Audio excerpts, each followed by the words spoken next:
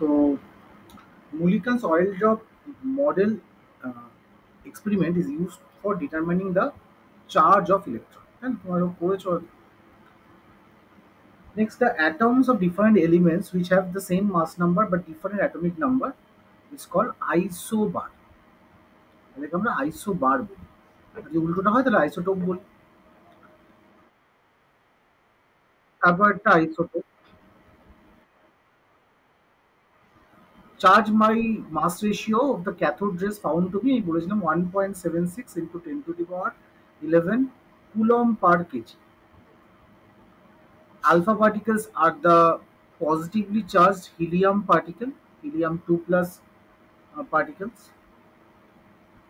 Uh, the electronic configuration, এটা বাদ দাও, electronic configuration of fluorine, it has a unpaired electron, এটা তোমরা বুঝতে পারবে না, এটা কোনো হয়নি সিলেবাসে, শুধু এইটুকু বুঝে রাখো এর কনফিগারেশন আর 2,5, ফার্স্ট শেলে দুটো থাকবে, সেকেন্ড শেলে পাঁচটা থাকবে, এটা আমরা পড়েওছি যেহেতু সরি পাঁচটা না, সেকেন্ড শেলে সাতটা থাকবে যেহেতু ফ্লোরিনের atomic number 9। Next cathode rays are negatively charge particle, এটাকে -1 0 এরকম ভাবে লেখে, so negatively charge particle, sorry হ্যাঁ, the charge by mass ratio এরকম তোমার রিপ্রেজেন্ট করা এখন দরকার নেই, এখন নেগেটিভলি চার্জ পার্টিকেল লিখলেই হবে।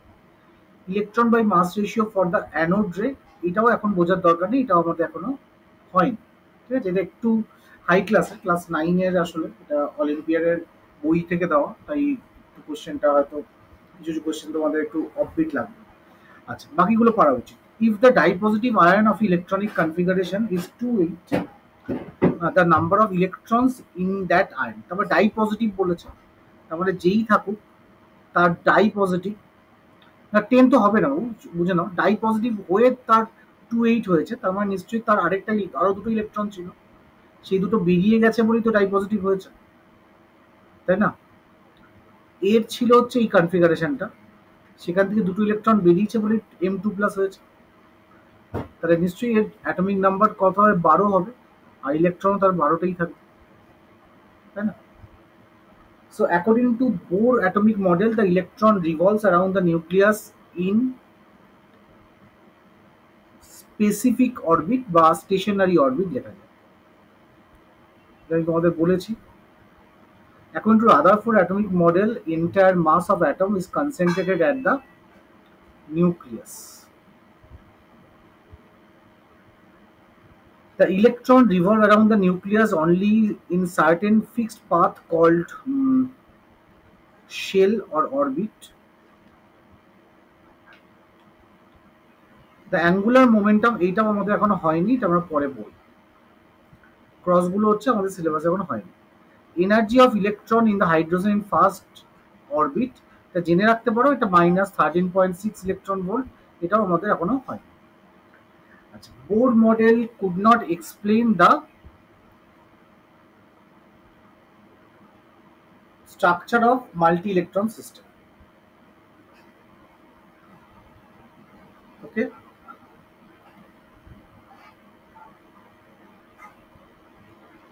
বা অ্যাটমিক স্ট্রাকচার অফ লেখো, তাহলে বোঝাটা সুবিধা হবে, মানে মাল্টি ইলেকট্রনিক অ্যাটমের ক্ষেত্রে।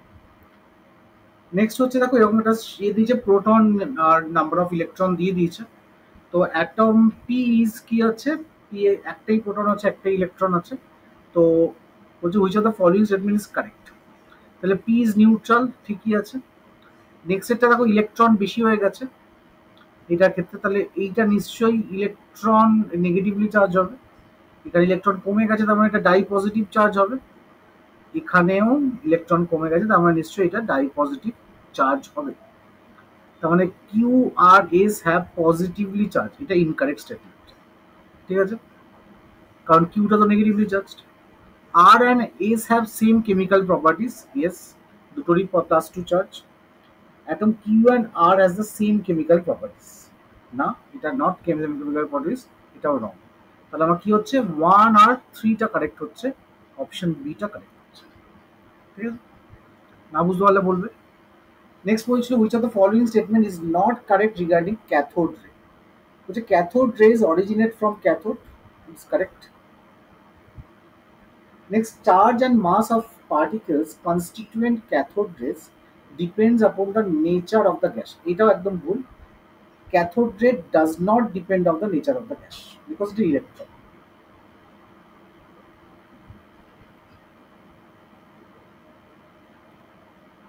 Next, charge and mass of the particles present does not depend upon the material of the cathode. That's correct. Next, the ratio of charge and mass of particle is much greater than the anode ray. তো anode রে কি হয়, মাসটা বাড়তে থাকে, তো charge and মাস রেশিওটা এটা অ্যানোড রে থেকে বেশি, তাহলে এটাও কারেক্ট। তাহলে রং কোনটা হলো, একমাত্র অপশন বিটা হলো wrong. Next, cathode rays are stream of electron, which of the following rays are affected by electric field, তাহলে কি হবে, anode ray cathode ray both. E by M ratio, that is charge by mass ratio for anode rays, কি হয়, charge by mass ratio anode ray varies with the element forming the anode to the discharge tube, varies with the gas field of discharge tube, it is constant, both 1 and 2. So it is depend upon the option 2 only. So Mulliken's oil drop model is experiment to use to find the charge of electron. Next, an element having the atomic number 25, the atomic weight 55 will have 25 proton and 30 neutrons. তো এই কটা আমাদের ছিল হোমওয়ার্কের DPP. কারোর এইখানে এই কটার মধ্যে কোনো ডাউট থাকলে আমাকে বলতে পারো। আমরা ভাবছি তাহলে যেহেতু সময় আছে আমরা একটু ডিসকাস করি কোশ্চেন পেপার, ঠিক আছে? কর্ণিকা, বিতর্কগত কোনো ডাউট থাকলে বলো। কিন্তু তো বিতর্কগত পরীক্ষা কিন্তু বাজে বাজে কিছু ভুল করেছো, ঠিক আছে? যেটা একদম পরীক্ষায় কিছু কিছু বাজে ভুল করেছো, যেটা একদম এক্সপেক্টেড না, ঠিক আছে? একদম বাজে, মানে ওই অপশনগুলো কোনো রকম ভাবেই হওয়া উচিত না। তুমি কি করে ওটা লিখলে আমি সেটাই ভাবছি। যাই হোক, আমরা তাই একটু ডিসকাস করি যখন আসছে। সবার খাতা দেখা হয়নি এখনো। তোমার খাতাটা যারা যারা আমার কাছে সেদিন এসে পরীক্ষা দিয়েছে তাদের খাতাগুলো আমার দেখা হয়ে গেছে, বাকিদের খাতা আমি দেখেও নেব। তো আমি একটু ডিসকাসটা করিয়ে দিচ্ছি পেপারটা,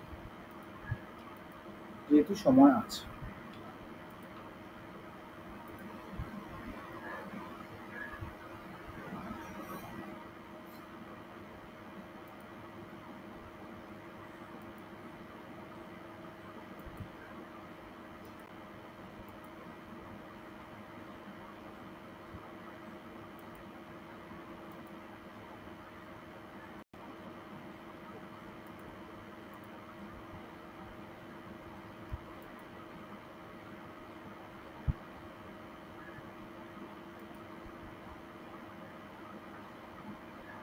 ঠিক আছে, এটাই ছিল পেপারটা। তো ফার্স্ট কোয়েশ্চেন ছিল which of the correct options as you or answer on the line provided. তার মানে কি কোনো কোনো কোয়েশ্চেনে more than one answer correct হতেই পারত। তো তোমরা সেটা একটু হয়তো বুঝতে ভুল করেছো বা একদমই ফ্ল্যাট শুধু এটা ভেবেই করে দিয়েছো। তো তো সেটা আমি একটু এক্সপ্লেন করে দিই। ফার্স্ট কোয়েশ্চেনটা যেটা ছিল, তোমাদের যদিও পার্ট মার্কিং আমি দিয়েছি। ফার্স্ট কোয়েশ্চেনে যেটা ছিল যে which of the following statement is true. তো এটা দেখো, একটা pure substance have fixed composition, pure substance cannot be separated by physical method, copper, silver, gold, example of pure substance, glucose contains carbon, hydrogen, oxygen, সবকটাই correct ছিল। তো all আর true ছিল। তোমরা এখানে যে কোনো একটা অপশন দেখেছো। সেকেন্ড কোশ্চেনটা ডি বাদে একমাত্র ডিটা ভুল ছিল, এক্সেপ্ট ডি, বাকি সবকটা অল কারেক্ট। তারপরেরটায় which of the following given mixture are true solution. এখানে একমাত্র মিল্কটা হবে না, বাকি সব কটা হবে এক্সেপ্ট ডি। এটা অল আর কারেক্ট।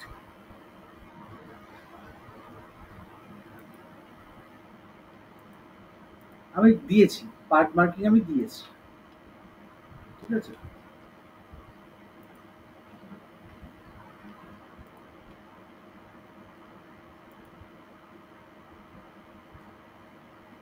আহ, পুরোটা দিইনি, কিন্তু পার্ট মার্কিং আমি দিয়েছি, ঠিক আছে। তোমাদের কোশ্চেনগুলো পড়ে বোঝা উচিত ছিল, যেগুলো কিন্তু মোর দ্যান ওয়ান অ্যান্সার কম। নেক্সট ছিল হচ্ছে which of the given substances when dissolve in water do not form residue.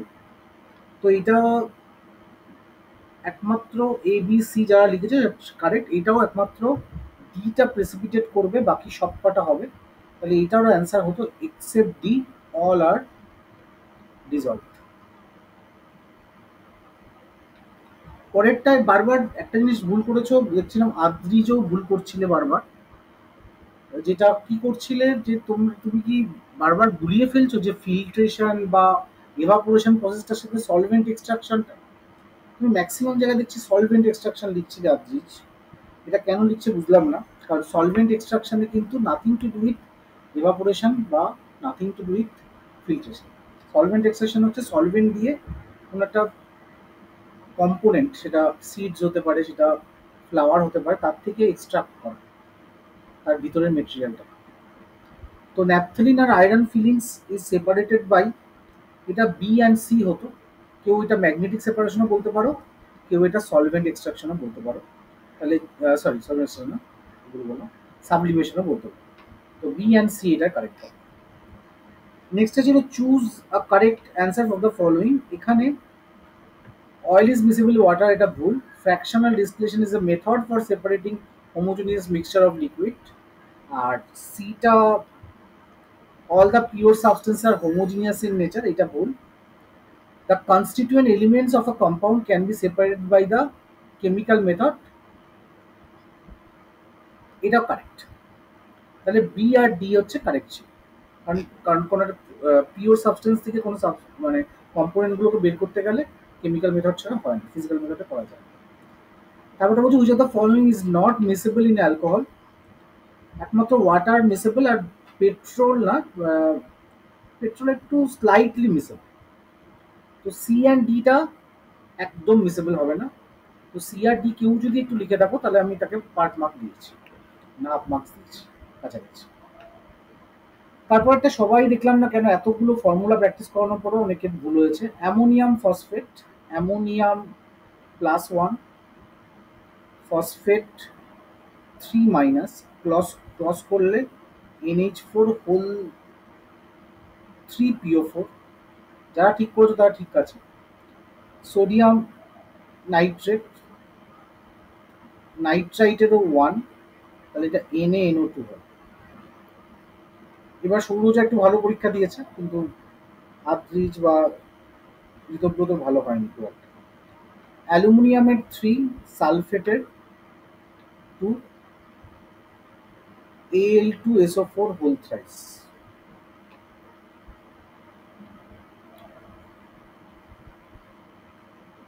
বারবার বলছি ফর্মুলাগুলো কিন্তু আসবে। Next question, Seema got confused how to separate the following mixture in the laboratory, so suggest some suitable technique. Components of blood বারবার বলেছি সেন্ট্রিফিউজেশন। এটা তোমরা কেউ কেউ লিখেছো সলভেন্ট এক্সট্রাকশন, আবার কেউ কেউ লিখেছো কেন ক্রোমাটোগ্রাফি। ক্রোমাটোগ্রাফিতে ব্লাড কি করে সেপারেট? সেন্ট্রিফিউগেশন আমরা বলেছিলাম না, ব্লাড থেকে প্লাজমার কর্পাসগুলোকে আলাদা করা যায়। ওয়াটার অ্যান্ড ভেজিটেবল অয়েল, এটা হচ্ছে সেপারেটিং ফানেল। এইটা তুমি কি করে ঋতব্রত লিখলে মনে হয়? কি লিখলে তুমি? তুমি মনে হয় ইয়ে লিখলে ম্যাগনেটিক সেপারেশন। এটা কি করে ম্যাগনেটিক সেপারেশন তুমি লিখলে? দাঁড়াও বলে দিচ্ছি।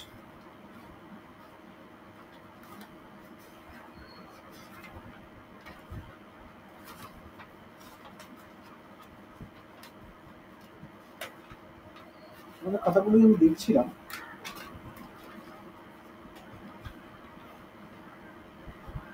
এটা তুমি ম্যাগনেটিক সেপারেশন লিখেছো। না এটা না তো, সরি ভুল বলছি। উম, এইটা তুমি লিখেছো, না এটা তুমি ঠিক লিখেছো, এইটা তুমি ঠিক লিখেছো। লাস্টেরটা ম্যাগনেটিক সেপারেশন লিখেছো। এইটা, এই দুটো ঠিক হয়েছে। এইটা সোডিয়াম ক্লোরাইড পটাশিয়াম নাইট্রেট, এটার মধ্যে কেউ ম্যাগনেটিক আছে? এটা কি করে হয় ম্যাগনেটিক সেপারেশন? এটা তো ক্রিস্টালাইজেশন বলতে পারো বা এভাপোরেশন বলতে পারো। এটা আমি তোমাদের ছবি এঁকে, ছবি দিয়ে ক্লাসের স্ট্রাকচারটা বুঝিয়েছিলাম। একটা স্পেসিফিক ইয়ে আউট হচ্ছে। বয়েলিংটা তাও ভাবা যায়, কিন্তু বয়েলিংটাও পুরো অ্যান্সার না। আসলে ক্রিস্টালাইজেশন মানে difference of solubility. Mixture, mixture ছিল। মিক্সচারটার মধ্যে এই তিনটে মিক্স ছিল, ক্যালসিয়াম কার্বনেট, অ্যামোনিয়াম ক্লোরাইড। তো প্রথম তো আমরা বোঝাই যাচ্ছিল সাবলিমেশন করবে। সাবলিমেশন করলে এখান থেকে অ্যামোনিয়াম ক্লোরাইডটা সেপারেট আউট হবে। তারপরে এর মধ্যে ক্যালসিয়াম কার্বনেট আর NaCl পড়ে থাকবে। তারপর এই দুটো সলিবিলিটি আদা, তো তারপরে এটা কি করতে হবে, ওয়াটারে সলিউবল করে ফিল্ট্রেশন করতে হবে। ফিল্ট্রেশন করলে এখানে ক্যালসিয়াম কার্বনেট চলে আসবে, এখানে NaCl থাকবে। তারপর জাস্ট ইভাপোরেশন করতে হবে। তো এইটা যারা লিখেছে তারা করেছো, কিন্তু লিখেছো কেউ ভুলভাল করেছো। ঠিক আছে, এই বি মেথডটাতে তো বলতো তুমি এই জায়গাটা বিতে কি করে ম্যাগনেটিক সেপারেশন লিখলে, এখানে কেউ ম্যাগনেটিক নেই, ম্যাগনেটিক আয়রন লাগবে। আচ্ছা এর পরেরটা তোমরা পারলে না কেন? অ্যাটমিক নাম্বার এতগুলো করে শেখালাম যে কি করে শেলগুলো লেখে। পি এর অ্যাটমিক নাম্বার 7, তাহলে 2,5 হবে। কিউ এর অ্যাটমিক নাম্বার 10, তাহলে 2,8 হবে। আর এর অ্যাটমিক নাম্বার 12, তাহলে 2,8,2 হবে। এস এর অ্যাটমিক নাম্বার 19, 2,8,8,1 হবে। টি এর অ্যাটমিক নাম্বার 17, 2,8,7। কার জিরো ভ্যালেন্সি? কিউ এর জিরো ভ্যালেন্সি হবে, এ তো ইনার্ট গ্যাস। পি আর আর এর মধ্যে কি বন্ড হবে? পি দেখো 2,5 আছে, আর আর 2,8,2 আছে না। তাহলে পি কি হচ্ছে? পি হচ্ছে একটু নন মেটালিক। আর কি হচ্ছে? একটু মেটালিক। তাহলে পি আর আর এর মধ্যে আয়নিক বন্ড হবে। কোভ্যালেন্ট কি করে হয়? আর what type of bond? Sorry sorry, এটা তো পি আর আর এর মধ্যে বন্ড, আয়নিক বন্ড বলেনি, এটা বলেছে কি ফর্মুলাটা হবে। তো সোজাই দেখো 2 and 5, তাহলে পি এর ভ্যালেন্সি কত? 3। আর আর এর ভ্যালেন্সি কত? 2। তাহলে যে যে P2R3 লিখেছে তাদের কারেক্ট। আর এস আর টি এর মধ্যে বন্ড করেছে, এস একটা ইলেকট্রন ছাড়বে আর টি একটা নিয়ে নেবে, তাহলে এদের মধ্যে কি হবে? আয়নিক হবে। তাহলে এইটা হবে আয়নিক।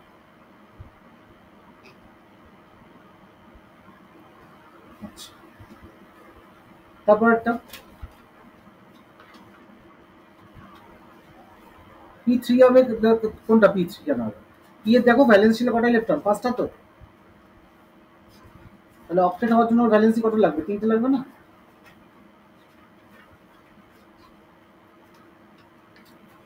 আচ্ছা তারপর একটা বয়লিং পয়েন্টের রেসপেক্টে বলতে বলেছে। বয়লিং পয়েন্ট যার যত বেশি তার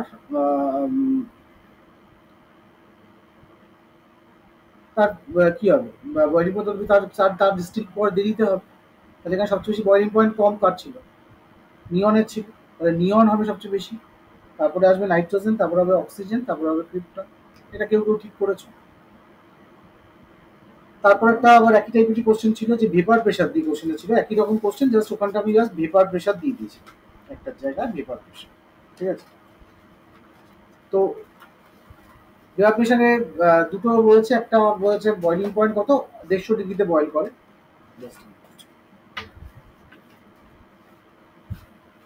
হ্যাঁ 150 ডিগ্রিতে বয়েল করে। আচ্ছা তাহলে এখানে কি হবে? উম, না, আর এটা হচ্ছে 11 নম্বরটা হচ্ছে যার বয়লিং পয়েন্ট যত কম সে আগে ডিস্টিল আউট হবে, ফার্স্ট ডিস্টিল আউট। এটা হচ্ছে কনসেপ্ট। বয়লিং পয়েন্ট সবচেয়ে কম নিয়নে, তো নিয়ন সবার আগে হবে। ঠিক আছে, তারপর দেখো মাইনাসে ছিল না এগুলো, -246 সবচেয়ে কম নিয়নের ছিল। আচ্ছা substance x have the following properties. এই আছে melting point, boiling point, insoluble in water. তাহলে বলছে সর এখান থেকে কি করে সেপারেট করা যাবে? ফিল্ট্রেশন, একদম সিম্পল প্রসেস।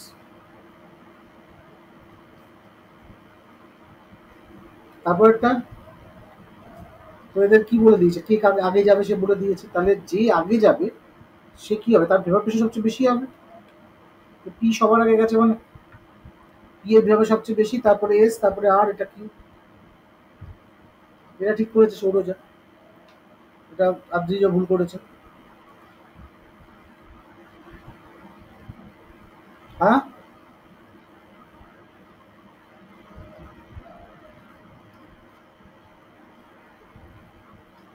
তোমার শোনা যাচ্ছে না।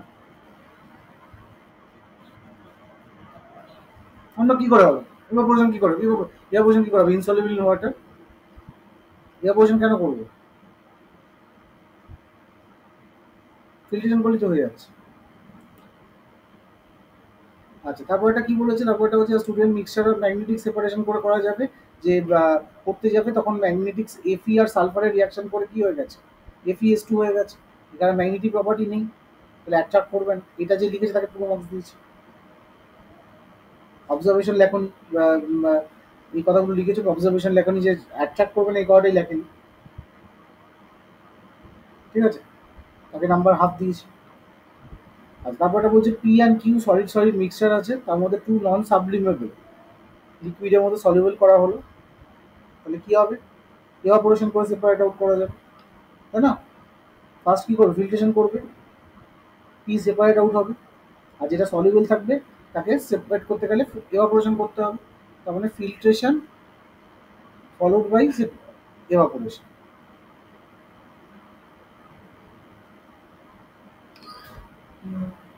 তারপরে ক্রোমাটোগ্রাম।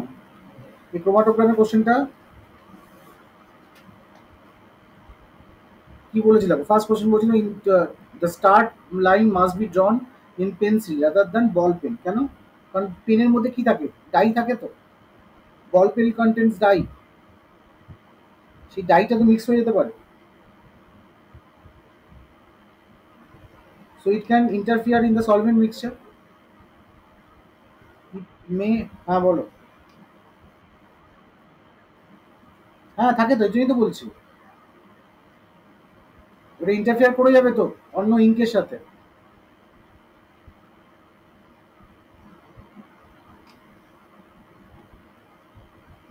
এটা মাথায় রাখতে হবে।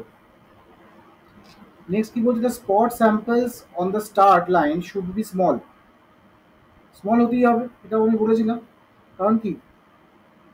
The substance are concentrated at the limited area, then the substance is concentrated at the limited area, which allowing better separation and cleaner, which allowing better separation and cleaner chromatogram. এটা কি বলছে? The solvent front must be allowed to reach the top of the chromatographic paper. ঠিক আছে, তো এটা আমি বলেছিলাম নাহলে বেরিয়ে যেতে পারে। তো it becomes difficult to accurately measure the distance of the solvent. It is tough to measure the distance of the solvent traveled, the distance of the solvent traveled, মানে এইখানে যদি তুমি যদি ধরো এখান থেকে তার পয়েন্টগুলো দিয়েছো, এটা উঠছে তো, যদি এই সলভেন্ট এখান থেকে বেরিয়ে চলে যায় তাহলে তুমি কতটা উঠেছে সেটা কি করে বুঝবে? That is Y right short note on centrifugation. বিতর্ক তো এক লাইনে ছেড়ে দিচ্ছ আর কিছু সেরকম কিছু দিচ্ছ না। তুমি কি এক লাইনে লিখছো কেন? আমি তোমাদের সেন্ট্রিফিউগেশন পড়ানোর সময় লিখিয়ে দিলাম, বললাম বই থেকেও পড়ে নেবে, এরকম এত ক্যাজুয়ালি লিখছো কেন? তারপরে কি আছে? Sugar is a pure substance and reason হচ্ছে pure substance are have fixed composition are don't contain any impurities. তো দুটোই কারেক্ট আছে, রং তো কিছুই নেই। তো বোথ আর কারেক্ট। ঠিক আছে? And reason is the correct explanation of assertion. ঠিক আছে?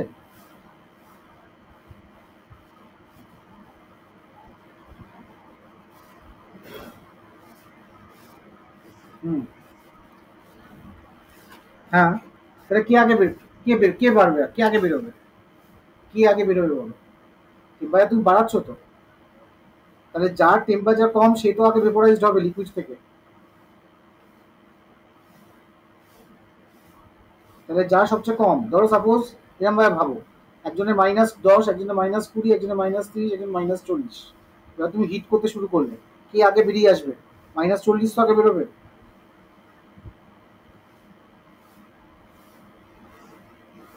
ঠিক আছে? মানে কি, ও খুব মানে ওর মানে ফ্রিজিং পয়েন্ট, মানে লিকুইডের যে ওর যে এই সবকটা কি বয়লিং পয়েন্ট, তার মানে কি ও খুব তাড়াতাড়ি ও ইয়ে হয়ে যায়, ভেপোরাইজড হয়ে যায়।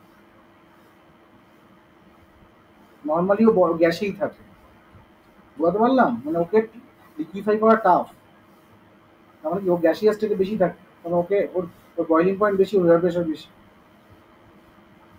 ঠিক আছে? আর বলো, কারো কোনো ডাউট থাকলে বলো।